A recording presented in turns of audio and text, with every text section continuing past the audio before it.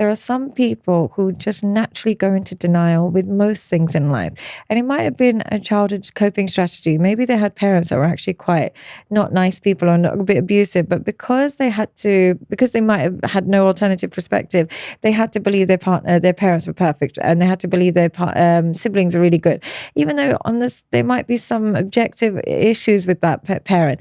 So what happens is when they meet somebody that they fall in love with, whatever their version of love means, what part of the love means is ignoring all of their problematic behavior and going straight into denial.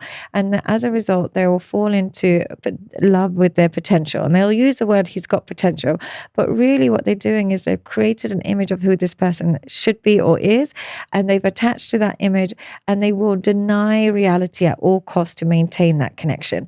I'll have clients where they've caught the woman cheating red-handed or the man cheating red-handed, and they'll still say things like, oh, but he would never do that. They'll still say she's not like that. It would have been, they still make excuses.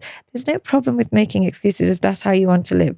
But then you have to just accept that the behavior that you caught them doing is going to continue.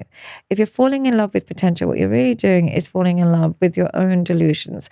And those delusions can exist in anybody. You might as well just choose a new person to experience those delusions with.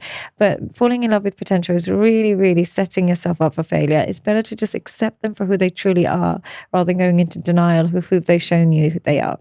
It can be a painful realization to see how you've been loving the perception you have of your partner versus actually connecting and loving with who they actually are in their core. Look, here's the thing. It's really soul destroying when you have this false perception of your partner and you find out they've got a whole secret life behind your back, and you can't believe they've duped you into this, and you can't believe they've hurt you like this.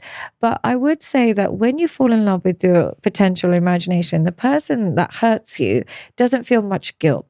And the reason why they don't feel much guilt is because they feel like you didn't take the time to get to know the real me. Yeah. You didn't fall in love with the real me. You fell in love with your own imagination. And therefore, I don't feel that guilty about hurting you because you think you fell in love with your own imagination. They almost feel like it's okay. They feel guilt-free. So I think it's really important to make sure that whoever you've chosen to fall in love with, you remain curious and you ask the right questions and you make sure that you're falling in love with the true them.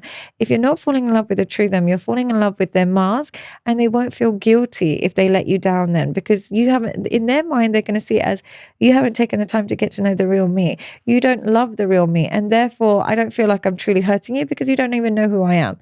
So it creates a power imbalance when you fall in love with your imagination, because the person stops feeling guilty for hurting you.